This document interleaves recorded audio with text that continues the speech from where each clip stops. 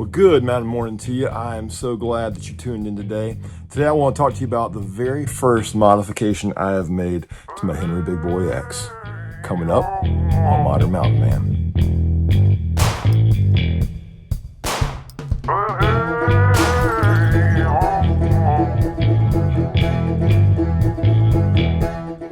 Many of you guys watched my introduction video where I introduced not only the Henry Big Boy X, but I also talked to you about why I believe the 45 Colt is the most versatile of all of the pistol caliber cartridge lever actions that Henry makes. If you haven't seen that video, go back and watch it. I lay out some interesting philosophies of use and reasons why I believe so. But one of the philosophies of use why I wanted to get this Henry Big Boy X in the first place was not just for me, but also for my children. This gun is such a nice, small, lightweight, handy rifle that it makes a really good first gun for a young hunter.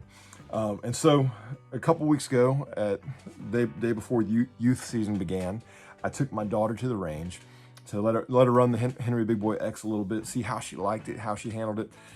She really enjoyed it, and I'll give her the benefit of the doubt on this. Look, it was getting dark outside. We had to wait until school was done and got some other stuff done. Then we got a distraction on the way to the range. Somebody stopped me and talked to me forever and I couldn't pull away. Anyhow, we got there. So it was already getting dark. It was her first time shooting a big gun. It was her first time shooting open-sighted. And the results were not confidence inspiring in terms of us really believing she could take ethical shots on a white-tailed deer. So I immediately got on the phone with a good friend of mine who works at Whitetail Outfitters. Whitetail Outfitters is one of my local gun stores that is also a Henry dealership. I was like, you wouldn't happen to have the Picatinny receiver for scope mounts on a Henry Big Boy X? And he went and looked at his merchandise. Sure enough, he did. So first chance I got, I swung by there, picked it up, and I'm gonna show you how we install this. All right, here's what you're gonna wanna have. A nice fine point flat blade screwdriver. It's good to have one of these little magnetic trays so you can put your screws in there and they won't roll off. You're gonna want to have the actual part itself as well as the screws that come with it, and the gun, of course. Let's flip it on over. Now these screws, the first time unscrewing them, they're a little stiff. I believe they were probably Loctited previously. We're just gonna go ahead and get in here and remove them. Always recommend taking your time so you don't slip off and scar things or scratch up the screw.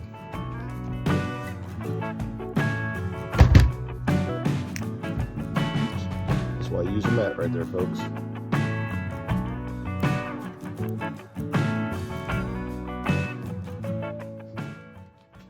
That's awesome. So you see I've only got 2 screws in there. One fell off and I couldn't find it. It was stuck on the bottom. Get in here into these parts. Got the pick rail. You've got the screws that came with it. All right, so I'm gonna pop those screws in there. I'm gonna take these little guys that I just took off. I'm gonna put these in this little bag that the other screws came in. I'm gonna close them up. I'm gonna put them in this box.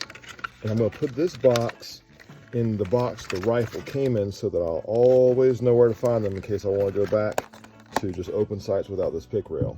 Now, one thing you'll notice about these screws, see that little blueness there?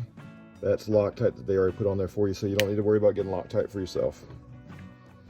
You'll notice 2 holes in the back, 1 hole to the front. You see that pattern repeated itself here. Just set them right on there. Drop your screw on in. But the first one just started a little bit there. And we'll drop the front one in. Same, get this one started a little bit. Drop the third one in.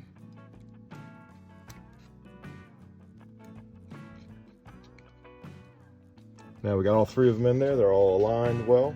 Let's tighten them down. Now the screws for these ones, if you want to tighten them really well, you'll notice that those ones are a little larger than those little guys that came out. So you can actually grab a larger screwdriver and make sure you're tightening in there real good. Anytime you're screwing something with multiple points like this, the first one you screwed, go back and double check it. Make sure, see, there was a little bit more that I had left to go. All right, that's solid. Now we've got the receiver mount attached.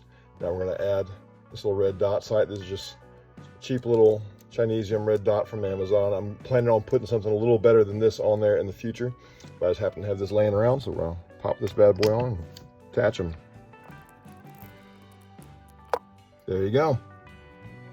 All right, well, I know that was probably super simple to many of you guys, but I just wanted to put it out there because I know that there weren't a lot of videos on how to do that out there. So if you had any questions about what kind of receiver you need for the Henry Big Boy X, it's the same receiver that you need for any of the tapped other big boys, like the golden ones. So like look in the picture there. See, his is all golden, mine's all tactical. But so this is my first mod I've done on this.